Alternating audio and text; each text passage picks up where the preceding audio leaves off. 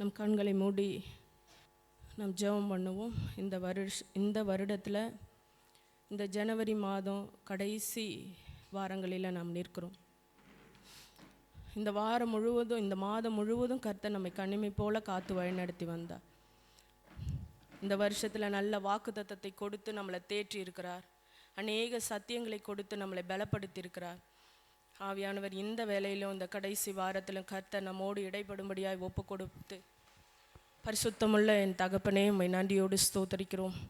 அப்பா, இந்த வேளையில் கூட ஆவியானவர் இந்த இடத்துல அசைவாடும்படியாய் செபிக்கிறோம். கர்த்தாவே, வந்திருக்கிற ஒவ்வொரு பிள்ளைகளோடு நீங்கள் பேசுகிறது நான் அல்ல, கர்த்தர் தாமே இந்த இடத்துல நீர் பேசும்படியாய், ஒவ்வொருத்தரையும் நீங்கள் உயிர்ப்பிக்கும்படியாய், அப்பா, சரீரம் பலவீனமாக இருந்தாலும் ஆவியை நீர் உயிர்ப்பிக்க போகிறதற்காக நன்றி செலுத்துகிறோம். கர்த்தாவே, உங்கள் கரத்தில் எங்களை தாழ்த்தி அர்ப்பணிக்கிறோம். இயேசு கிறிஸ்துவின் நாமத்தில் ஒப்பு கொடுத்து ஜெபிக்கிறேன் ஜெபங்கேலும் நல்ல பிதாவே, ஆமேன். அல்லேலூயா.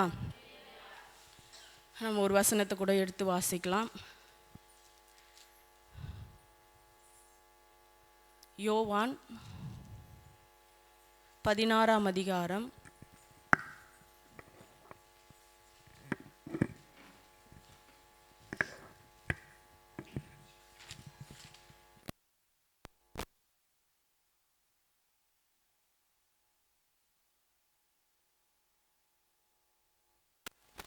13வது வசனத்தை வாசிக்கலாம். சத்திய ஆவியானவர் அவர் வரும்போது சகல சத்தியத்திற்குள்ளும் நம்மை நடத்துவார். அப்புறம் யாவையும் சொல்லி வரப்போகிற காரியங்களை உங்களுக்கு அறிவிப்பார். அடுத்து, அவர் என்னுடையதில் எடுத்து உங்களுக்கு அறிவிப்பதினால் என்னை மகிமைப்படுத்துவார். பிதாவினுடையவைகள் யாவும் என்னுடையவைகள், அதனாலே அவர் என்னுடையதில் எடுத்து உங்களுக்கு அறிவிப்பார் என்றேன். 16, நான் பிதாவினிடத்திற்கு போகிறபடியினால் கொஞ்ச காலத்திலே என்னை காணாதிருப்பீர்கள், மறுபடியும் கொஞ்ச காலத்திலே என்னை காண்பீர்கள் என்றார். அல்லேலூயா. இந்த வசனத்தில் பார்த்தீங்கன்னு சொன்னால், பிதாவானவர் பழைய ஏற்பு காலத்தில் இருந்தார். பிறகு புதிய ஏற்பாட்டில் இயேசு கிறிஸ்துவை நமக்காக அனுப்பி என்ன செஞ்சார்? நம்முடைய பாவங்களுக்காக பலியாகி அவர் என்ன பண்ணார்? பிதாவின் வலது பாரிசத்தில் இருக்கார். அவர் ஒரு வார்த்தையை சொல்லிட்டு போனார். என்ன சொல்லிட்டு போனார்னா, நான் போகிறேன், உங்களுக்காக வேறொரு தேற்றவாளனை அனுப்புகிறேன். இப்போ நம்மளோடு கூட பரிசுத்த ஆவியானவர் தான் நம்மோடு ஒவ்வொரு நாளும் ஆளுகை செய்து கொண்டிருக்கிறார். நமக்கு போதித்து உணர்த்தி கொண்டிருக்கிறார். நம்மை வழி நடத்தி கொண்டிருக்கிறார்.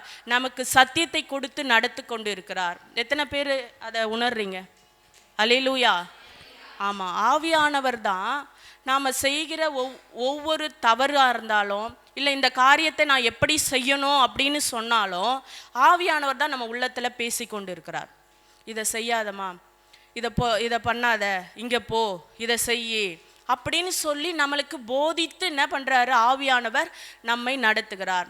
கடந்த வருஷத்துலேயும் பரிசுத்த ஆவியானவரை குறித்து தான் ஆண்டவர் நமக்கு வாக்குரைத்து வாக்கு தத்தத்தை கொடுத்து நம்மளை வழி நடத்தினார். அந்த ஆவியானவருடைய உதவியோடு நம்ம போன வருஷத்தில் நடந்ததுனால நம்ம வாழ்க்கையில் அநேக காரியங்கள் இருந்தது, சுலபமாக இருந்துச்சு, லகுவாக இருந்துச்சு. கடினமான காரியங்களை கூட கர்த்தர் எத்தனையோ காரியங்களை நம்மளுக்கு என்ன செஞ்சார்? சுலபமாக முடிய செஞ்சார். இந்த வருஷத்துலேயும் ஆண்டவர் நமக்கு எப்படி தாகமுள்ளவன் மேல் தண்ணீரையும் வறண்ட நிலத்தில் ஆறுகளையும் ஊற்றி உங்களை உற்சாகப்படுத்தும். ஏன்னா வேதத்தில் அநேக வாக்கு தத்தங்கள் உண்டு. நீ ஆசீர்வாதமாக இருப்பாய், நீ கடன் கொடுப்பாய், கடன் வாங்காதிருப்பாய், இப்படிப்பட்ட வாக்கு தத்தங்கள்லாம் இருக்கிற வேலையில் கூட ஆண்டவர் நம்ம ஆவியை உயிர்ப்பிக்க வேண்டும் என்பது தான் ஆண்டவருடைய விருப்பம். ஏன்னு சொன்னால், இது கடைசி காலம். உனக்கு பொண்ணு பொருள் இதெல்லாம் என்ன பண்ணி போயிடுமா? அழிந்து போய்விடும். ஆனால் இன்னைக்கு உன் ஆவி உயிர்ப்பிக்கப்படுமானால் நீங்கள் பலனோட, நீங்களும் நானும் பலனோட ஆண்டவருக்கு சாட்சியாக இருப்போம்னு ஆவியானவர் விரும்புகிறார். ஏன்னா இந்த கடைசி காலத்தில் உங்களுக்கு தேவையானது, உங்களுக்கும் எனக்கும் தேவையானது ஒரே ஒரு காரியம், ஆவியானவருடைய அபிஷேகம், பரிசுத்த ஆவியானவருடைய பலன். அப்புறம் தான் போன வருஷம் கொடுத்த வாக்குத்தத்தத்தில் பரிசுத்த ஆவி உங்களிடத்தில் வரும் பொழுது முதல்ல எது? பலன் தான் நமக்கு. எதில் பலன்? சரீரத்தில் சண்டை போடுறதுக்கோ பேசுறதுல சண்டை போடுற அந்த பலனோ, அதுக்கு பலன் இல்லை. உங்கள் இருதயத்தில் ஒரு பலனை கர்த்தர் கொடுப்பா. கர்த்தர் எனக்கா யாவையும் செய்து முடிப்பா, நான் இந்த வருஷத்தில் என் ஆண்டவருக்காக ஏதாவது செய்வேன் அப்படி என்கின்ற ஒரு வைராக்கிய வாஞ்சை நமக்கு, ஆண்டவருக்காக நான் பரிசுத்தமாக வாழ்வேன், என் கர்த்தர் எனக்கு உதவி செய்வார் அப்படி என்கின்ற ஒரு வாஞ்சையும் பலனையும் கொடுக்கிறது யார்? உன் இருதயத்தில்னா பரிசுத்த ஆவியானவர். அல்லேலூயா. இன்னைக்கு நிறைய பேர் சரீரத்தில் பலவீனமாக இருக்கலாம். கை வலிக்குது, கால் வலிக்குது, மூட்டு வலிக்குது, எல்லாருக்குமே உண்டு. ஆனால் உங்கள் ஆவி உற்சாகமாக இருந்ததுன்னு சொன்னால் அந்த மாம்சத்தின் பலவீனங்கள்லாம் அதெல்லாம் நமக்கு கீழே முடிஞ்சிடும். நமக்கு கீழே போயிட்டு நம்ம ஆவி என்னவாயிடும்? உயிர்ப்பிக்கப்பட்டுடும், பலனாக இருந்துடும். என் கர்த்தருக்கா நான் ஏதாவது செய்வேன் அப்படிங்கிற ஒரு வைராக்கியம் வந்துடும். இன்னைக்கு நம்ம சபை மேலேயும் நம்ம விசுவாசிகள் மேலேயும் நம்ம மேலேயும் ஆண்டவர் அந்த விருப்பம் என்னன்னா, என் பிள்ளைக ஆவியில் நிரப்பப்படணும், ஆவியானவருடைய அபிஷேகத்தில் நிரப்பப்படணும், ஆவியானவருடைய நடத்துதலில் நடத்தப்படணும், அந்த தாகமுள்ளவன் மேல் தண்ணீரை பெற்றுக்கொள்ளணும்னு தான் ஆண்டவர் நம்ம மேல் விருப்பப்பட்டு கொண்டிருக்கிறார்.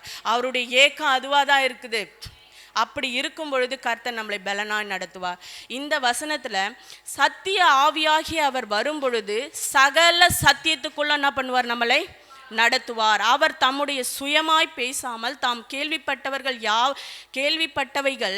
யாவையும் சொல்லி வரப்போகிற காரியங்களை உங்களுக்கு அறிவிப்பார். ஆவியானவர் நமக்கு அறிவிப்பார். இந்த வருஷம் முழுவதும் நீங்கள் என்ன பண்ணணும், நீங்கள் உங்கள் குடும்பத்தை எப்படி நடத்தணும், உங்கள் பிள்ளைகளை எப்படி வளர்க்கணும், நீங்கள் எப்படி படிக்கணும், எங்கே போகணும் என்பதை ஆவியானவரே நமக்கு சொல்லி கொடுக்க போகிறார். அல்லேலூயா. நம்மளுக்கு போதிக்க போகிறார். இன்னைக்கு நான் சொல்ல வேண்டிய காரியம் என்னன்னு சொன்னால், ஆவியானவர் ஒரு மனுஷனுக்குள்ளே வந்துட்டா அவங்க என்னென்ன செய்வாங்க அப்படி என்கிறத நான் சொல்ல போகிறேன். அப்போஸ்தலர் 1:8 நம்ம பார்க்கும் பொழுது அந்த பரிசுத்த ஆவி வரும்பொழுது உங்களுக்கு பலன் சாட்சி. அதுக்கு பிறகு 2ஆம் அதிகாரம் 1-4 வரலாம் நம்ம வாசிக்கலாம். அப்போஸ்தலர்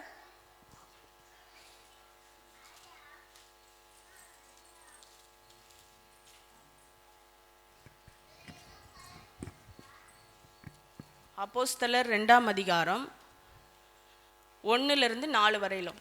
பெந்தேகொஸ்தே என்னும் நாள் வந்தபோது அவர்கள் எல்லாரும் ஒருமனப்பட்டு ஓரிடத்தில் வந்திருந்தார்கள். அப்பொழுது பலத்த காற்று அடிக்கிற முழக்கம் போல வானத்திலிருந்து சடுதியாய் ஒரு முழக்கம் உண்டாகி அவர்கள் உட்கார்ந்திருந்த வீடு முழுவதையும் நிரப்பிற்று. அல்லாமலும் அக்கினிமயமான நாவுகள் போல பிரிந்திருக்கும் நாவுகள் அவர்களுக்கு காணப்பட்டு அவர்கள் ஒவ்வொருவர் மேலும் வந்து அமர்ந்தது.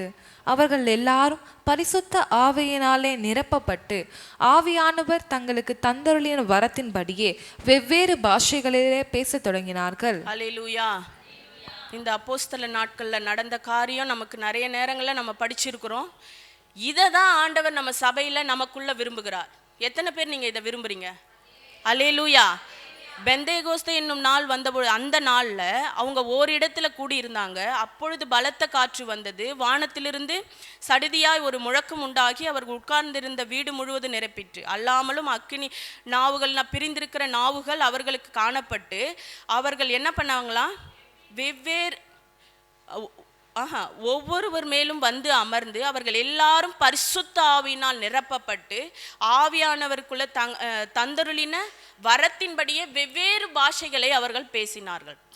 இன்னைக்கு நமக்கு ஸ்ட்ரென்த்து வேணும், ஆவியில் ஸ்ட்ரென்த்து பலன் வேணும்னா வெவ்வேறு பாஷைகளை அபிஷேகத்தோட, பரிசுத்த ஆவியானுடைய அபிஷேகத்தோட அந்நிய பாஷைகளை பேச கற்றுக்கொள்ளணும். அல்லேலூயா. அந்த அந்நிய பாஷை எப்படி வரும்? நீங்கள் நிறைய பேர் சொல்லலாம், எனக்கு அதை வாஞ்சிக்கிறேன்னா அது கிடைக்கலையே அப்படின்னு. ஆனால் ஆண்டவர் நமக்குள்ள ஒரு சில காரியங்களை விரும்புகிறார். ஒரு தண்ணி எதை நோக்கி செல்லும்? தாழ்வான இடத்தை நோக்கி தான். ஒரு மழை வந்துச்சுன்னு சொன்னால் என்ன ஆகும்? ஓடும், அப்படி இல்லையா? அது போல தான் ஆண்டவர் தாழ்மை உள்ளவர்களுக்கு அந்த தண்ணியை ஊற்ற வல்லவராக இருக்கிறார். அல்லேலூயா. உங்களுக்குள்ள ஒரு குணத்தை பார்க்க விரும்புகிறார் இன்னைக்கு ஆண்டவர். உனக்குள்ள ஒரு தாழ்மை இருக்கா? பேச்சில் தாழ்மை, நடக்கையில் தாழ்மை, எல்லா காரியத்திலையும் உங்களை பவுல் ஒரு இடத்துல சொல்வார், எனக்கு நான் எனக்கு அதாவது வாழ்ந்திருக்கும் தெரியும், தாழ்ந்திருக்கும் தெரியும், கீழவும் படுக்க தெரியும், எனக்கு பெட்லேயும் படுக்க தெரியும். எனக்கு வந்து அப்படிப்பட்ட சுபாவம் நமக்குள்ள இருக்குமானா, ஐயோ இதெல்லாம் முடியாது, இதெல்லாம் செய்ய மாட்டேன் அப்படி என்கின்ற குணம் நமக்கு இல்லை. தாழ்மை உள்ள இருதயத்தை கர்த்தர் நோக்கி பார்க்கிறார். அதுதான் அடிமையின் தாழ்மையை என்ன பண்ணார், மரியாளை நோக்கி பார்த்து இந்த உலகத்தின் இரட்சகரையே அவர் அந்த மகளுக்கு அந்த மரியாளுக்குள்ள பிறக்கிற அளவுக்கு என்ன ஆயிருந்தது, தாழ்மை அவளுக்குள்ள இருந்துச்சு. அவ வந்து மரியாள் வந்து எப்படி கர்ப்பம் தரித்தார்கள், பரிசுத்த ஆவியினால் கர்ப்பம் தரிக்கப்பட்டார்கள். இன்னைக்கு நமக்கு முக்கியமான தேவை, நீங்கள் இன்னைக்கு நினைக்கலாம் இந்த வருஷத்தில் நான் வீடு கட்டணும், என் கடன் அடையணும். கர்த்தர் ஆண்டவர் சொல்லிட்டாரு, நீங்கள் முதலாவது தேவனுடைய ராஜ்யத்தையும் நீதியும் தேடுங்க, அப்பொழுது இவைகள் எல்லாம் உங்களுக்கு என்ன பண்ணப்படும், கூட கொடுக்கப்பட்டோம். ஆனால் தேவையானது ஒன்று. மரியாள் என்னை விட்டு எடுபடாத என்ன பண்ணா, நல்ல பங்கை தெரிந்து கொண்டால் அந்த பரிசுத்த ஆவியானவருடைய நடத்துதல் நமக்கு இருக்கணும். சின்ன சின்ன காரியம்னா கூட இன்னைக்கு சிஸ்டர் சொன்னாங்க பாருங்க, இப்படி வந்துகிட்டே இருக்கும் பொழுதே அந்த ஆவியானவர் ஒரு உணர்த்துதல் கொடுக்கிறார் பார்த்தீங்களா, அதுதான் உணர்வுள்ள ஆவியானவர் நமக்கு உணர்த்துகிறார்.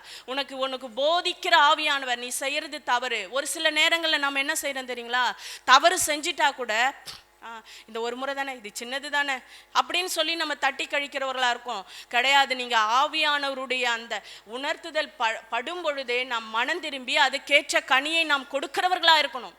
அவங்க அந்த பணத்தை வாங்கிட்டு வந்துட்டு அதை செலவு பண்ணலாம், ஆனா அதை விட டபுள் மடங்கு என்ன பண்ணப்படும், செலவு நமக்கு வரும். ஆனால் அதை திருப்பி கொடுக்கும்போது கர்த்தர் நமக்கு டபுள் மடங்கு கொடுக்க வல்லவராக இருக்கிறார். அதுதான் ஆவியானவருடைய உணர்த்துதல். நீ கூட ஒரு வார்த்தை நாம் யாரையாவது சொல்லிட்டோன்னு வச்சுக்கோங்களேன், ஐயோ சொல்லிட்டு இருப்போம், ஐயோ நம்ம அப்படி சொல்லியிருக்க கூடாதே அப்படின்னு சொல்லிட்டு என்ன பண்ணுவோம், அந்த உணர்த்துதல் இருதயத்தில் வந்து சொல்லும் பாருங்க, அதுதான் என்னது, பரிசுத்த ஆவியானவருடைய உணர்த்துதல். அல்லேலூயா. அப்போ நமக்கு ஆவியானவர் வரும் பொழுது நம்ம உணர்த்தி நமக்கு போதித்து சத்தியத்தை கொடுத்து அவர் நடத்த வல்லவராயிருக்கிறார். அல்லேலூயா. அப்போ இந்த இடத்துல ஒருமனப்பட்டு நம்ம சபையும் உங்களையும் எங்களையும் குறித்து ஆண்டவருடைய திட்டம் இன்னைக்கு என்ன நினைக்கிறீங்க, அவருடைய அபிஷேகம் என் தலை மேலே வரணும். நீங்கள் அபிஷேகத்தை பெற்றுக்கொண்டீங்கன்னு வச்சுக்கோங்களேன், ஒரு தவறான காரியத்தையோ தவறான பாதையிலையோ நீங்கள் போகும் பொழுது நீங்களே சொல்லுவீங்க, நான் அபிஷேகம் என் ஆண்டவருடைய அபிஷேகம் என் தலை மேலே இருக்குது, நான் ஞானஸ்தானம் பெற்று இருக்கிறேன், பரிசுத்த ஆவியானவருடைய அபிஷேகம் என் மேலே இருக்குது அப்படின்கின்ற ஒரு வைராக்கியம் நமக்குள்ளே இருக்கும். ஐயோ நான் இதை செய்யக்கூடாது, என் மேலே ஆவியானவர் ஊற்றிருக்கிறார் என்று சொல்லி உங்களுக்குள்ளவே ஒரு ஆவியானவருடைய பலன் கடந்து வரும். அல்லேலூயா. இன்னைக்கு அப்படி தான் ஆண்டவர் நம்முடைய சபையின் அமையும் விரும்புகிறார். லூக்கா 4:18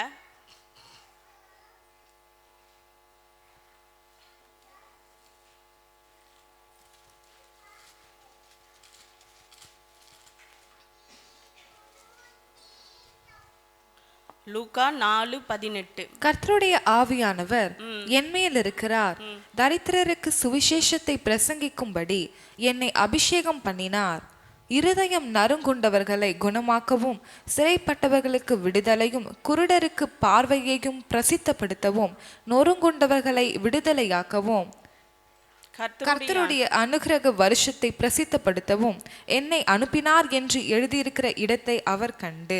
அல்லேலூயா. இந்த 18வது வசனத்துல கர்த்தருடைய ஆவியானவர் என்மேல் இருக்கிறார். எத்தனை பேர் அதை விசுவாசிக்கிறீங்க? கர்த்தருடைய ஆவியானவர் என்மேல் இருக்கிறார் என்று சொல்லுங்க. அல்லேலூயா, அல்லேலூயா. அப்ப நாம எல்லாம் என்ன செய்ய வேண்டும் என்று ஆண்டவர் விரும்புகிறார்? தரித்திரருக்கு என்ன செய்ய வேண்டும்? சுவிசேஷத்தை பிரசங்கிக்கும்படி என்னை அபிஷேகம் பண்ணினார், இருதயம் நறுங்குண்டவர்களை குணமாக்கவும், சிறைப்பட்டவர்களுக்கு விடுதலையும், குருடருக்கு பார்வையும் பிரசித்தப்படுத்தவும், நொறுங்குண்டவர்களை விடுதலையாக்கவும் தான் என் மேல் அந்த அபிஷேகத்தை வைத்திருக்கிறார். அல்லேலூயா. நீங்க உங்களுக்குள்ள ஒரு பாரம் வரணும். நான் எங்க போறேன், என் வீட்டுக்கிட்ட யார் இருக்கா, என் சொந்தக்கார் யார் இருக்கா, என் பிள்ளை என்னை நெருங்கி யார் வராங்களோ அவங்கள குறித்த ஒரு பாரம் உங்களுக்கு இருக்கணும். அப்படிப்பட்ட பாரம் இல்லை, என் பிள்ளைகளை குறிச்சே எனக்கு பாரம் இல்லை, என் குடும்பத்தை குறிச்சே எனக்கு பாரம் இல்லை, கவலை இல்லை, அப்படிப்பட்டவர்களா இல்லை. ஆவியானவர் நமக்கு உணர்வுள்ள இருதயத்தை கொடுத்திருக்கிறார். அப்போ நாம என்ன செய்யணும்? மற்றவங்களுக்கு சுவிசேஷத்தை சொல்லணும், நொறுங்குண்டவர்களை தேற்றணும். இன்னைக்கு நிறைய வாலிப பிள்ளைங்க நம்ம சபையில் அவங்க போகிற இடங்கள்ல நிறைய சாட்சிகளாக நான் கேட்டிருக்கோம். என் ஃப்ரெண்ட்ஸுக்கு நான் சுவிசேஷத்தை சொல்கிறேன், அவங்க வந்து கஷ்டத்தில் இருக்கும் பொழுது நான் அவங்கள தேற்றி நடத்துகிறேன், என் சாட்சியை சொல்கிறேன் அப்படின்னு சொல்கிற பிள்ளைகளை நம்ம பார்த்துருக்கோம். இன்றைக்கி பெரியவங்க கூட சரி, ஏதோ காலம் போயிட்டே இருக்குது, என் குடும்பம் இப்படியே போயிட்டே இருக்குது அப்படின்ற ஒரு வாழ்க்கை கிடையாது. இன்றைக்கி உங்களையும் என்னையும் ஆண்டவர் தெரிந்து கொண்டு இருக்கிறார்னா நான் என்ன செய்ய வேண்டும்? யாராவது ஆண்டவர் நம்ம வெறுங்கையா பரலோகத்துக்கு போகணுன்னா ஆண்டவர் ரொம்ப நம்மளை குறித்து என்ன பண்ணுவார்? கஷ்டப்படுவாரே. என் மகன் என்ன பண்ணியிருக்கு, ஆலயத்துக்கே ஆண்டவர் வெறுங்கையா வராதிங்கன்னு சொல்கிறாரு. அப்போ பரலோகத்துக்கு வெறுங்கையா போனால், ஒரு சொந்தக்கார் வீட்டுக்கு வெறுங்கையா போனீங்கன்னா என்ன நினைப்பாங்க? 2 பை பிடிச்சிட்டு போனால் தான் உள்ளவே வாங்க வாங்கன்னுவாங்க. சும்மா போனால் என்ன பண்ணுவாங்க? வா வா அப்படின்வாங்க. காசு கொஞ்சம் இருந்தால் தான் என்ன பண்ணுவாங்க? சந்தோஷமாக கட்டி அனுப்பாங்க. எதுவுமே இல்லைன்னா வந்துச்சிங்களா அப்படி தான் நினைப்பாங்க. ஆண்டவர் அப்படி நம்மளை நினைக்கக்கூடாது, வெறுங்கையா போகக்கூடாது. நீ இதுவரையிலும் 20 வருஷம் ஆகுது, 18 வருஷம் 15 வருஷம் ஆகுது நீ ரட்சிக்கப்பட்டு, நீ எந்த ஆத்மாவும் சபையில் கொண்டு வந்திருக்க, நீ யாருக்கு சுவிசேஷம் சொல்லியிருக்க, நீ வேலை செய்கிற இடத்துல, நீ போகிற இடத்துல, நீ படிக்கிற இடத்துல யாருக்கு சுவிசேஷத்தை சொல்லியிருக்க? உங்களை தேடி வந்த நொறுங்குண்ட இருதயத்தை நீங்கள் எப்படி ஆற்றிருக்கீங்க? என்ன குருடர்கள்னா யாரு? இயேசுவை பற்றி அறியாமல், குருடர்னா கண்ணு தெரியாதவங்க மாத்திரம் இல்லை, அவங்க குருட்டாட்டத்தில் இருக்காங்க, விக்கிரகத்தை வணங்கி கொண்டு இருக்கிறாங்க. அவங்களுக்கு ஆண்டவருடைய அன்பை நம்ம சொல்லியிருக்கிறோமா? ஆண்டவர் சொல்கிறாரு, ஏன் கட்டளையை நிறைவேற்றுங்க, நீங்கள் போய் சுவிசேஷத்தை சொல்லுங்க அப்படின்னு ஆண்டவர் நம்மளை நம்பி கொடுத்துட்டாரு. நான் போகிறேன், சீஷர்களை நம்பியும் அதுக்கு அடுத்து விசுவாசிகளாகிய நம்மளையும் சீஷராக தான் ஆண்டவர் விரும்புகிறார். நம்மளை நம்பி ஆண்டவர் என்ன பண்ணியிருக்காரு? இந்த பொறுப்பை கொடுத்துருக்கிறா. இந்த பொறுப்பை இந்த வருஷத்தில் கையில் எடுக்கணும். எத்தனை பேரும் தீர்மானம் எடுத்திருப்போம், நான் சுவிசேஷத்தை சொல்லணும், அநேகருக்கு என் ஆண்டவருடைய வார்த்தையை சொல்லணும். இன்னைக்கு வயசானவங்களாம் போன வருஷத்தில் செஞ்ச ஊழியங்கள், இன்னைக்கு வாலிபர்கள் கூட போன வருஷத்தில் அப்படிப்பட்ட ஊழியத்தை என்ன பண்ணியிருக்க மாட்டோம், செஞ்சிருக்க மாட்டோமே. ஆண்டவர் சொல்கிறாரு, வாலிபர்கள் யார் கையில் இருக்காங்க? பலவான் கையில் உள்ள அம்புக்கு ஒப்பா இருக்கிறார்களே. நீங்கள் என்ன செஞ்சீங்க? ஆண்டவர் என்னுடைய இருதயம் கேட்கப்படுது, நீங்கள் எனக்காக என்ன செய்தீங்க? ஆனால் வயசானவங்க தெருவாக நடந்தாங்க, குளூரில் பனியில் ப்ரேயருக்கு போனாங்க. அதெல்லாமே கணக்கில் இருக்கும். நீங்கள் போய் ₹1 பேங்க்கில் போட்டிங்கன்னா அந்த காசு கணக்கில் இல்லாமல் போகுமா? நம்ம சும்மா விட்டுருவோமா? இல்லையா? அது கணக்கில் என்ன பண்ணப்படும்? என்ட்ரி ஆகுமே. நீங்கள் செய்த காரியமும் ஊழியமும் ஆண்டவர் என்ன பண்ணிட்டு இருக்காரு? கணக்கில் வைத்து கொண்டு இருக்கிறாரு. எத்தனை நேரம் அப்புறம் பார்த்துக்கலான்னு சொல்லி நம்ம அசட்டை பண்ணியிருக்கிறோமே. இது விளையாட்டான காரியம் இல்லை. இன்னைக்கு வைராக்கியமாக எழும்புகிற காலம், இது ஆண்டவருக்காக நிற்கிற காலம். இன்னைக்கு படிப்பு இல்லைன்னா கூட பரவாயில்ல. ஆண்டவர் சொல்றாரு, பேதுருவும் யோவானும் பேசுகிறதை கண்டு இவர்கள் படிப்பறிவில்லாதவர்கள்னு ஆண்டவர் சொல்றார். மற்றவங்க பார்த்து சொல்றாங்க, பேதுருவும் யோவானும் பிரசங்கம் பண்றத இவங்க படிக்காதவங்களாச்சே அப்படின்னு சொல்லிட்டு மற்றவங்க பார்த்து சொல்கிறாங்க. இன்னைக்கு எனக்கு படிக்க தெரில, எனக்கு போய் சொல்ல தெரில, எனக்கு பிரசங்கம் பண்ண தெரில, எனக்கு ஆண்டவருடைய வார்த்தையை தெரில. இல்லை, நீ பேச போகிறதில்ல. அப்படி தான் நான் சொல்லிட்டு வந்தேன். ஐயோ திடீர்னு சொல்லிட்டாங்களே, நான் என்னத்தை பேசுவேன் அப்படி தான் காலைல நினச்சேன். அப்போ நீ போய் நிற்க போறியா? ஆண்டவர் கேட்குறாரு, நீ போய் பேச போறியா? இல்லை, ஆவியானவர் பேசி ஒவ்வொருத்தரையும் உயிர்ப்பிக்க வேண்டும் என்று தான் ஆண்டவர் விரும்புகிறார். அப்போ நீங்கள் ஒவ்வொருத்தரும் அசதியாக உலக காரியத்துக்காகவும் உலகத்துக்காகவுமே நம்ம வாழ்ந்துட்டோம்னா, இந்த கடைசி காலத்தில் ஆண்டவருக்கு நாம் கணக்கு ஒப்புவிக்க வேண்டுமே, ஆண்டவருக்கு நம்ம எழும்பி பிரகாசிக்கணுமே. நம்ம ஆண்டவர் சொல்கிறாரு, உங்களால் இயன்ற காரியத்தை தான் செய்ய சொல்கிறார். உங்களுக்குன்னு ஒரு அபிஷேகத்தை வச்சிருப்பார். நீ படிக்கிற பொண்ணா இருந்தா படிக்கிற ஸ்கூல்ல தான் போயிட்டு என்ன பண்ண முடியும்? சுவிசேஷத்தை சொல்ல முடியும். அங்க இருக்கிற பிள்ளைங்க தான் உங்ககிட்ட பேசுவாங்க. நீங்க வேலைக்கு போறீங்களா? அங்க. நீங்க வீட்டில் இருக்கீங்களா? அங்க. ஆனா அசதியா மட்டும் இருதயத்தை கடினமா வைத்துட்டு நான்லாம் எங்க ஊழியம் செய்ய போறேன் அப்படின்னு நினைச்சிட்டோம்னா ஆண்டவருடைய சித்தத்தை நாம் நிறைவேற்றவே முடியாது. இன்னைக்கு சபையில் உள்ள வாலிபர்கள் எழும்பி பிரகாசிக்கணும். அதாவது ஆண்கள் இன்னைக்கு நிறைய இடங்களில் பார்த்தீங்கன்னு சொன்னால் ஆண் பிள்ளைகள் ஆண்டவருக்காக அபிஷேகத்தை பெற்று அந்நிய பாஷை பேசி வைராக்கியமாக இருக்கிறாங்க. நான் சபையில் மட்டும்தான், ஜென்ஸாக இருந்தாலும் சரி பாய்ஸாக இருந்தாலும் சரி, ஏன் வெட்கம் அவங்கள தடுக்குதா என்ன தெரியாது.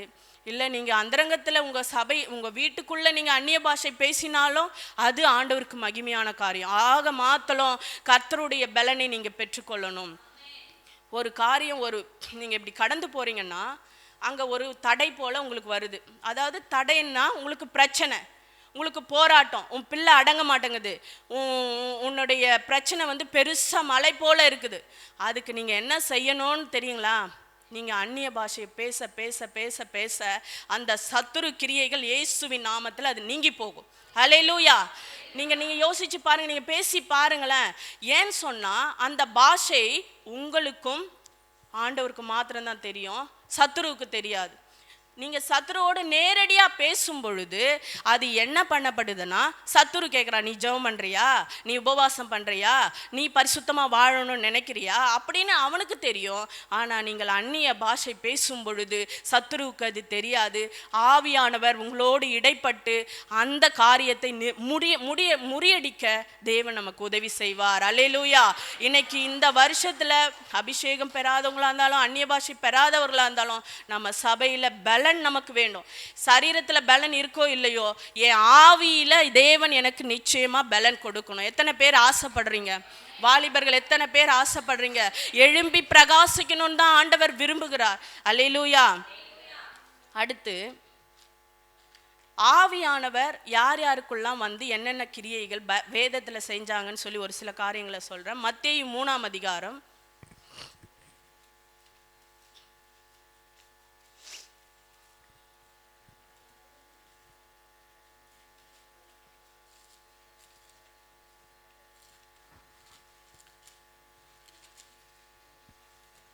3:16 வசனம். இயேசு ஞானஸ்நானம் பெற்று ஜலத்திலிருந்து கரையேறின உடனே இதோ வானம் அவருக்கு திறக்கப்பட்டது. தேவ ஆவி புறாவை போல இறங்கி தம்மேல் வருகிறதை கண்டார். அன்றியும் வானத்திலிருந்து ஒரு சத்தம் உண்டாகி, இவர் என்னுடைய நேசகுமாரன், இவரில் பிரியமாயிருக்கிறேன் என்று உரைத்தது. அல்லேலூயா. இயேசு சாமி மேலேயே என்ன வந்தது? பரிசுத்த ஆவியானவர் புறாவை போல இறங்கினார். அப்போ நீங்களும் நானும் இன்னைக்கு சும்மா இருக்கிறோமா? ஆவியானவர் பெற்றுக்கொள்ளாமல் இருக்கிறோமா? இன்னைக்கு பெற்றுக்கொள்ளாதவர்கள் வந்து அந்த இருதயத்தில் இப்போ நீங்கள் என்ன நினைக்க போறீங்கன்னா, நான் பெற்றுக்கொள்ளணும்னு வாஞ்ச உங்களுக்குள்ளே வரப்போகுது. அல்லேலூயா. ஆவியானவர் வந்து இயேசுசாமி மேலே இறங்கின உடனே பிதாவானவர் சொல்றாரு, அன்றியும் வானத்திலிருந்து ஒரு சத்தம் உண்டாகி, இவர் என்னுடைய நேசகுமாரன், இவரில் பிரியமாயிருக்கிறேன்னு ஆண்டவர் சொல்றார். நீங்க அபிஷேகம் பெற்றுக்கிட்டீங்கன்னா, உங்க மேல பரிசுத்தாவியானவர் வந்துட்டார்னா ஆண்டவர் பார்த்து உங்களை சொல்றார், என் நேசகுமாரத்தி, என் நேசகுமாரன் உங்களை கட்டி அணைக்கிறவரா இருக்கா. அன்னைக்கு இளைய குமாரனை கட்டி அணைச்சார்ல, அது போல உங்களையும் என்னையும் கட்டி அணைச்சி, என் மக எனக்கு பிரியமா வாழ்வா, பரிசுத்தமா வாழ்வா, அவ வழி எனக்கு பிரியமா இருக்கும்னு சொல்லிட்டு உங்களை ஆண்டவர் கட்டி அணைத்து முத்தம் கொடுக்கிற தேவனா இருக்கிறார். அல்லேலூயா. இன்னைக்கு அபிஷேகம் பரிசுத்த ஆவி இல்லைன்னா என்னவா இருக்கும்? அப்படி இல்லைன்னா அதை வாஞ்சிக்கல, நம்ம கொஞ்சம் ஆண்டவர் விட்டு என்ன பண்ணப்பட்டிருக்கோம், தூரம் இருக்கிறோம். ஆனால் இன்னைக்கு அந்த பலனை நீங்கள் பெற்றுக்கொண்டா உங்களை ஆண்டவர் நேசிக்கிறவரா இருக்கிறா. உங்களையும் என்னையும் ஆண்டவர் வந்து கட்டி அணைக்கிற என் மக எப்படியோ இருந்தா, இன்னைக்கு பாருங்க ஆண்டவர் என் மேலே வந்து அவள் வாஞ்சியாக இருக்கா, தாகமாக இருக்கா அப்படின்னு சொல்லிட்டு அவர் உங்களை என்ன பண்ணார், நேசகுமாரன் ஆண்டவர் சொல்கிறார். பிதாவானவர் சொல்கிறார், வானத்தில் ஒரு சத்தம் உண்டாகி, இவர் என்னுடைய நேசகுமாரன், இவரில் நான் என்ன பண்ணுறேன், பிரியமா இருக்கேன். உங்கள் ஒவ்வொருத்தரிலும் ஆண்டவர் என்ன பண்ண போறார், இந்த வருஷத்துல பிரியமா இருக்க போறார். நீங்க செய்யற காரியம், பேசுற காரியம், போகிற காரியத்துல ஆண்டவர் பிரியமா இருக்க போகிறார். அப்படி பரிசுத்த ஆவியானவர் வந்த உடனே ஏசாமி என்ன செஞ்சாரு, பிசாசின் கிரியைகளை என்ன பண்ணாரு, 4ஆம் அதிகாரத்தில் பார்த்தீங்கன்னு சொன்னா ஜெயிக்கிறார். நீங்க அதை நீங்கள் ஃபர்ஸ்ட்லேருந்து வாசித்து பார்த்தீங்கன்னா, பிசாசானவன் 40 நாள் ஆண்டவர் உபவாசிக்கும் பொழுது சோதிக்கிறான். அந்த சோதனையெல்லாம் ஆண்டவர் என்ன பண்ணுறாரு, ஜெயிக்கிறார். நமக்கும் வரப்போகிற சோதனையெல்லாம் நம்ம ஜெயிக்க போகிறோம் இந்த வருஷத்தில். அல்லேலூயா. பிசாசு கொண்டு வர போகிற எல்லா பிரச்சனை போராட்டத்திலேருந்தும் இந்த வருஷத்தில் நம்மளுக்கு ஜெயத்தை ஆண்டவர் கொடுக்க போகிறார். அதெல்லாம் எப்படி சுலபமாக நெருப்பில் ஒரு நூல் வச்சோம்னா என்ன ஆகிடும், பட்டுன்னு அறுத்துக்கும் இல்லையா? அதுவே நம்ம கையிலையோ இல்லை கஷ்டப்பட்டு அறுக்க வேண்டியதாக இருக்கும். ஒரு தடியாக இருக்குது ஒரு கயிறுன்னு சொன்னால் அது கஷ்டப்பட்டு நம்ம ஸ்ட்ரென்த்து போடணும். ஆனால் நெருப்பில் வச்சோம்னா என்ன ஆகிடும், பட்டுன்னு அறுந்து போயிடும். அப்படிப்பட்ட பிரச்சனைக்கெல்லாம் இந்த வருஷத்தில் ஆண்டவர் நமக்கு ஒரு விடுதலையை கொடுக்க போகிறார். அதற்கு ஒன்று தான், நம்ம மேலே அபிஷேகம் வேணும், பரிசுத்த ஆவியானவருடைய வல்லமை நமக்கு வேணும், அவருடைய சத்தியம் நமக்குள்ளே இருக்கணும். நாம் பலனா நம்ம இந்த வருஷத்தில் நிற்க போகிறோம். அல்லேலூயா. நீங்கள் நினச்சிக்கோங்க, இந்த வருஷத்தில் எந்த பிரச்சனையும் போராட்டம் நமக்கு வராதுன்னு நினச்சிட்டு இருக்கீங்களா? எத்தனை பேர் நினைக்கிறீங்க? உலகத்திலே உபத்திரவம் உண்டு, ஆனாலும் திடன் கொள்ளுங்கள், நான் உலகத்தை ஜெயித்தேன். நீங்களும் என் பிள்ளைகளாகிய நீங்களும் நானும் உலகத்தை ஜெயிப்போம். அல்லேலூயா. அந்த விசுவாசமும் நம்பிக்கை நமக்குள்ள இருக்கும்போது கர்த்தர் நம்மை நடத்த வல்லவராக இருக்கிறார். முதல்ல பரிசுத்த ஆவியானவர் வரும் பொழுது சத்துரு கிரியைகளை, பிசாசின் சோதனையை இயேசு கிறிஸ்து என்ன பண்ணாரு? ஜெயித்தார். ரெண்டாவது,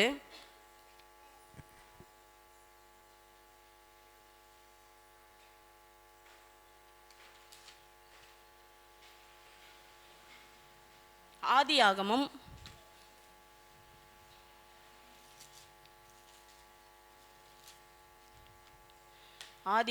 1ஆம் அதிகாரம்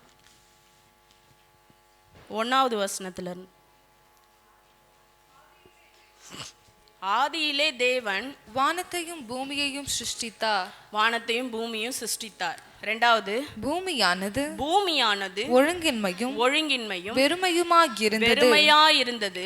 ஆழத்தின் மேல் இருள் இருந்தது.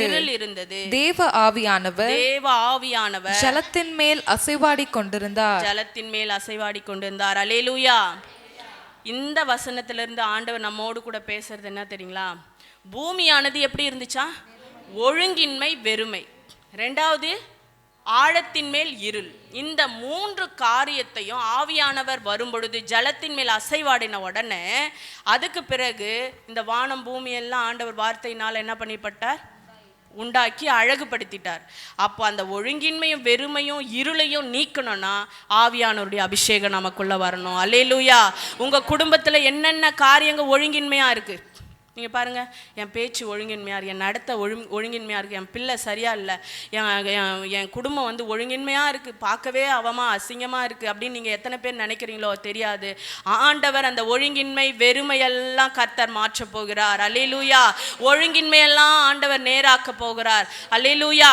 கர்த்தர் சீர்படுத்துவார். உங்கள் மேலே இருக்கிற அபிஷேகம், நீங்கள் ஜெபிக்கிற ஜெபம், அதை கர்த்தர் ஆண்டவர் ஒழுங்கின்மையை, வெறுமையாக இருக்குதா? எதெல்லாம் வெறுமையாக இருக்குது? என் இருதயம் வெறுமையாக இருக்குது. வெறுமையாக இருந்துட்டா மட்டும் நம்ம என்ன பண்ணப்படுமா? சத்துரு இருதயம் வெறுமையாக இருந்துச்சுன்னா ஒரு பிசாசு வரும், அது போயிட்டு அந்த வீடு வெறுமையாக இருக்கிறதுன்னு கண்டு என்ன பண்ணப்படுமா?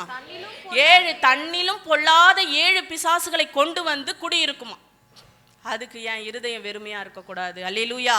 நீங்கள் சொல்லுங்கள், என் இருதயம் வெறுமையாக இருக்கக்கூடாது. சொல்லுங்களேன், என் இருதயம் வெறுமையாக இருக்கும். அவர் வார்த்தையினால் நிரப்பப்பட்டு இருக்கணும். இந்த வருஷத்தில் அவருடைய அபிஷேகத்தினால என் நிரப்பப்பட்டு இருக்கணும்ப்பா. நான் பலனாக இருக்கணும்ப்பா. ஆவியில் பலனாக இருக்கணும் ஆண்டவரே. என் சபையில் உள்ளவர்கள் அப்படியாய் மாறணும் ஆண்டவரே. விசேஷ விதமாக வாலிபர்கள் அப்படியா எழும்பணும். அல்லேலூயா. அல்லேலூயா. இன்னைக்கு வாலிபர்கள் எழும்பிட்டா இந்த சபை எழும்பும். அல்லேலூயா. இன்னைக்கு ஒழுங்கின்மையும் வெறுமையும் கர்த்தர் மாற்ற போகிறார். நீங்கள் எதெல்லாம் ஒழுங்கின்மைன்னு நினைக்கிறீங்களோ, என் கணவர் ஒழுங்கின்மையாக இருக்கிறாரு, என் பிள்ளைங்க எது நினைக்கிறீங்களோ அதை எல்லாவற்றையும் கர்த்தர் மாற்றுவார். அது ஆவியானுடைய அபிஷேகத்தினால நடக்க போகுது. இருள் என்ன தெரியுங்களா? உங்கள் குடும்பத்தில் ஐயோ ஒரு வழி தெரியாமல் இருட்டில் இருக்கிற போல இருக்கிறேன், என்ன ஒரு சாபத்தில் இருக்கிற மாதிரி இருக்க, வழி தெரியாமல் இருக்கிறேன். அப்படி அந்த இருளின் ஆவி இந்த வருஷத்தில் கர்த்தர் நம்ம விட்டு, நம் குடும்பத்தை விட்டு நீக்க போகிறார். அல்லேலூயா. அப்போ ஆவியானுடைய அபிஷேகம் இந்த சபையில் நிரப்பப்பட போகிறது. அல்லேலூயா. 3வது ஒரு காரியத்தை சொல்கிறேன். அப்போஸ்தலர் 5:3.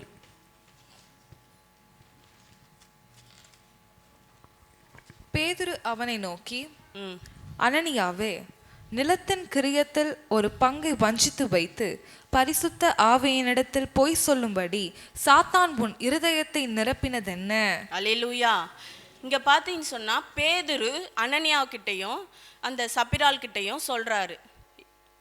முதல்ல வந்து பேதுரு தான் போகிறாரு. பேதுரு அவனை நோக்கி, அனனியா தான் முதல்ல போகிறாரு. நிலத்தின் கிரயத்தில் ஒரு பங்கை வஞ்சித்து வைத்து பரிசுத்த ஆவியினிடத்தில் பொய் சொல்லும்படி சாத்தான் உன் இருதயத்தை நிரப்பினது என்ன? அவன் போனது யார் இடத்துல? பாஸ்டர் கிட்ட போனான். ஆனால் பாஸ்டர் என்ன சொல்கிறாரு? பரிசுத்த ஆவியினிடத்துல பொய் சொன்னது என்னன்னு சொல்றார். அப்போ ஒரு ஊழியக்காரர் எதனால் நிரப்பப்பட்டு இருக்கிறார்? பரிசுத்த ஆவியினால் நிரப்பப்பட்டிருக்கிறார். அப்போ ஊழியக்காரனும் பரிசுத்த ஆவியும் ஒன்றாய் இருந்து அந்த காரியத்தை கண்டித்து உணர்த்துகிறார், கேட்க செய்கிறார், உணர்வுள்ள இருதயத்தை கொடுக்கிறார். நீங்கள் இவ்வளவுக்கு தானா விட்டீர்கள்? இன்னைக்கு நம்ம ஊழியக்காரன் நம்ம நிறைய காரியங்களை சொல்லுவார். ஆனால் நீங்கள் நீங்களும் சரி, யாராக இருந்தாலும் சரி, அதை நம்ம அசட்டை செய்கிறவளாக கூட இருக்கும். நான் ஒரு சில நேரங்கள்லாம் சொல்வேன், பாஸ்ட்டு சொல்லிட்டாரு அப்படின்ட்டு மைண்ட்லேயே நினச்சிக்கோ, நம்ம இந்த காரியத்தை செய்யக்கூடாது, அப்படியே நான் அது மனசுலேயே நினச்சி என்ன பண்ணிவிடுவேன், அந்த காரியத்தை அப்படியே விட்டுடுவேன். அப்போது ஊழியக்காரனும் ஆவியானவர் நிரப்பப்பட்டு அந்த ஸ்தானத்தில் கர்த்தர் வைத்திருக்கிறாரே நம்முடைய ஊழியக்காருக்கு. இந்த வருஷத்தில் என் ஊழியக்கார் சொல்கிறத நான் செய்வேன் ஆண்டவரே, அவரிடத்தில் நான் எதையும் மறைக்க மாட்டேன் ஆண்டவரே, நான் உண்மையாக இருப்பேன் ஆண்டவரே அப்படின்னு தீர்மானம் எடுத்தீங்கன்னா கர்த்தர் உங்களை உயர்த்துவான். அந்த அனனியா சப்ரால் என்ன ஆனாங்கன்னு நமக்கு தேவை கிடையாது. நமக்கு தேவையானது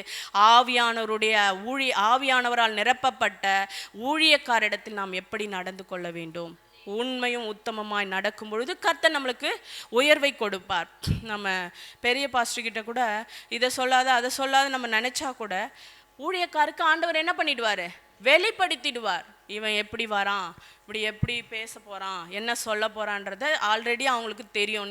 நீங்களும் அபிஷேகம் பெற்றுக்கொண்டா, நீங்களும் ஊழியம் செய்கிற ஒரு அபிஷேகம் உங்களுக்குள்ளே இருந்தால் யார் என்ன பேசுகிறாங்கன்ற ஆவியை பகுத்தறியக்கூடிய ஒரு அபிஷேகத்தை ஆண்டவர் என்ன பண்ணிடுவார், உங்களுக்கு கொடுத்துருவார். அப்போது நீங்கள் இந்த வருஷத்தில் அந்த ஊழியக்காருக்கு நாம் என்ன செய்ய வேண்டும், உண்மையும் உத்தமமாய் நாம் நடக்க வேண்டும். அது யாருக்கு உண்மை உத்தமமாக நடந்தது போல, பரிசுத்த ஆவியானவருக்கு உண்மையும் உத்தமமாய் நடந்தது போல. அல்லேலூயா. இன்னைக்கு ஆவியானவர் அப்படிப்பட்ட இயேசுசாமி மேலே ஆவியானவர் வந்தார், அவர் பிசாசின் கிரியைகளை முறியடித்தார். ரெண்டாவது, ஆவியானவர் அந்த ஜலத்தின் மேல் அசைவாடும் போது இருள் நீங்கியது, ஒழுங்கின்மை வெறுமை நீங்கியச்சு. அதுபோல கர்த்தர் நம் குடும்பத்தை மாற்ற போகிறார். இனி ஊழியக்காருக்கு இந்த வருஷத்தில் நாம் உண்மையாக இருக்கத்தக்க ஒரு அபிஷேகத்தை நமக்கு கொடுக்க போகிறார். அல்லேலூயா. ஆமாம். அடுத்து யாக்கோபு 5:10 ஒரு வசனத்தை வாசிக்கலாம்.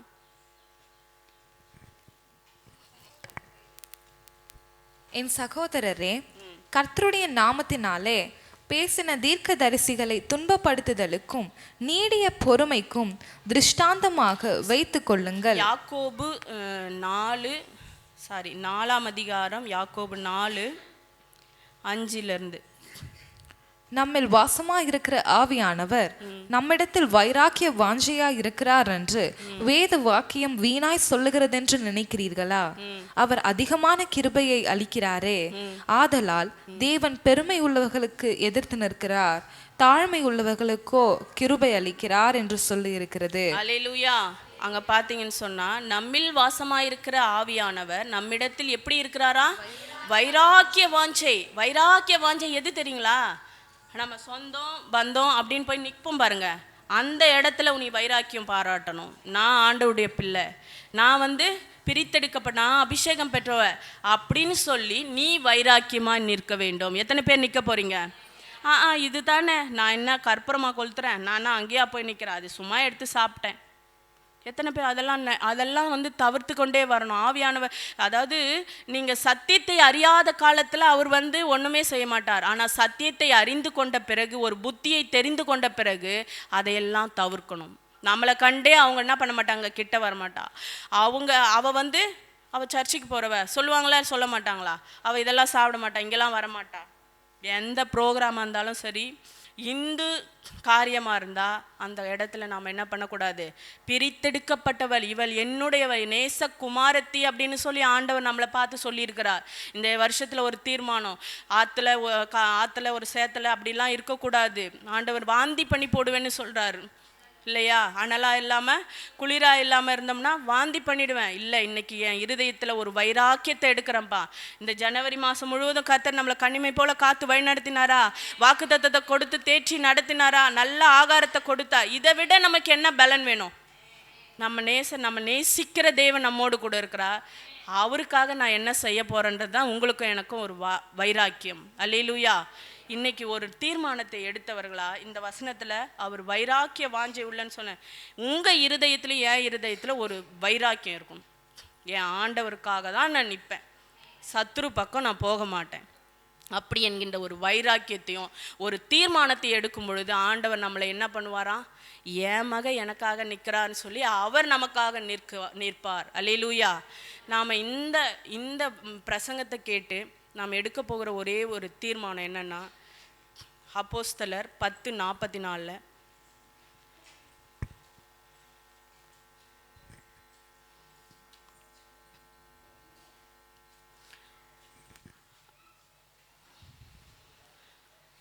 ஏசாயா 11:2 எடுத்துருங்க. ஏசாயா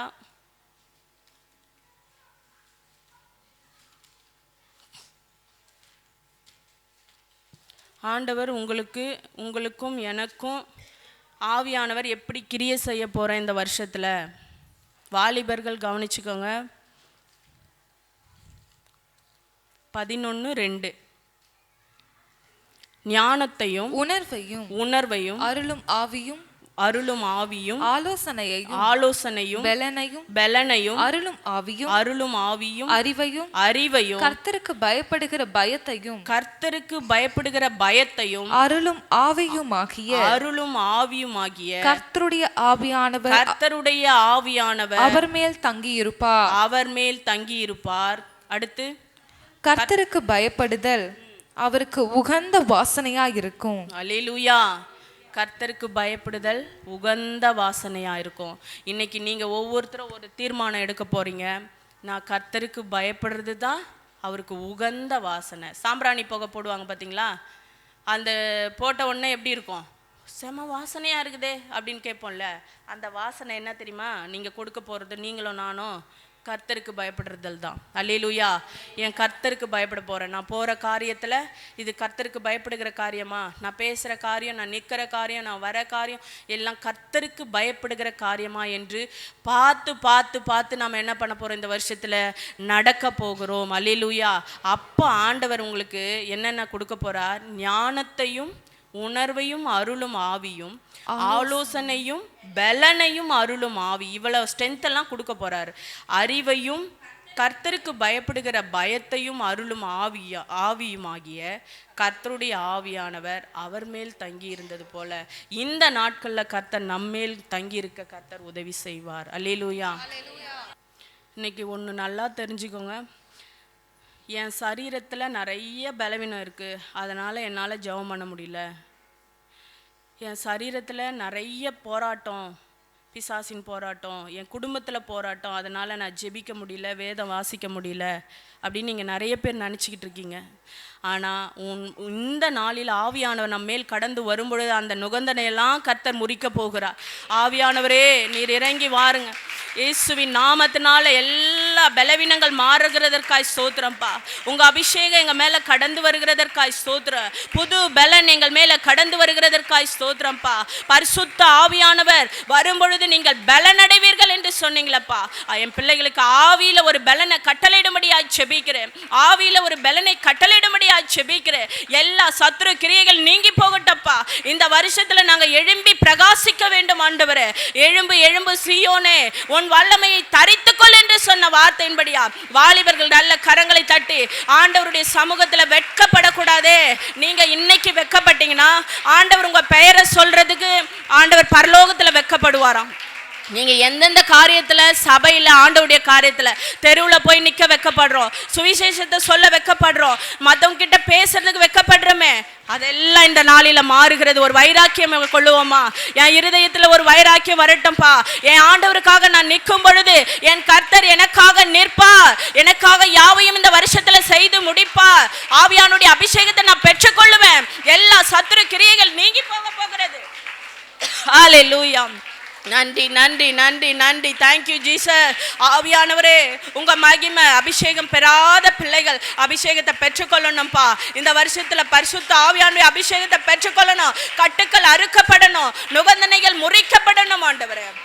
ஹல்லேலூயா ஹல்லேலூயா. தனிப்பட்ட வாழ்க்கையில கூட, தனிப்பட்ட நேரத்துல கூட அப்பா கிட்ட கேளுங்க. தாகமுள்ள மேல தண்ணீரை ஊற்றுவேன்னு சொல்லிட்டாரு. இந்த வருஷத்துல என் மேல ஊற்றிடுங்கப்பா. நான் இந்த வருஷத்துல பலனா நிற்கணும்னா உங்க மேல அபிஷேகம் பெற்றுக்கொண்டா மாத்திரம் தான் நீங்க பலனா நிற்க முடியும். இல்லைன்னா நாம சோர்ந்து போய்விடும். ஒரு பிரச்சனை கண்டு சோர்ந்து போய்விடுவோம். ஹல்லேலூயா. உமக்கு நன்றி அப்பா.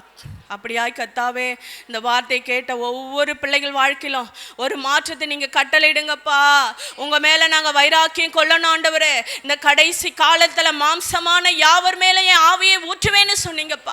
ஏசப்பா, வாலிபர்கள் தீர்க்க தரிசனம் பேசணும் ஆண்டவரே. அப்பா, தரிசனத்தை காணணும், உமக்காக எழும்பணும், வைராக்கியமா நிற்கணும், பரிசுத்தத்தின் மேல் வாஞ்சை கொள்ளணும் ஆண்டவரே. உங்க கரத்துல ஒப்பு கொடுக்குறோம் ஐயா. பிள்ளைகளுடைய வாழ்க்கையை நீங்க மாற்ற போறதுக்கா நன்றி அப்பா. எங்களுடைய வாழ்க்கையை நீங்க மாற்ற போறதுக்கா நன்றி அப்பா. நாங்க இப்படியே ஓடிக்கொண்டிருக்கிறது உமக்கு சித்தம் இல்லை ஆண்டவரே. அப்பா, நாங்க மேலானவைகளை நாடுகிற பிள்ளைகளா எங்களை மாற்றுங்க ஆண்டவரே. உங்க கரத்தில் எங்களை தாழ்த்தி ஒப்பு கொடுக்கிறோம். ஆசீர்வதியும் பலப்படுத்தும். இயேசுவின் நாமத்தில் செபிக்கிறேன் ஜெபங்கேலும் நல்ல பிதாவே.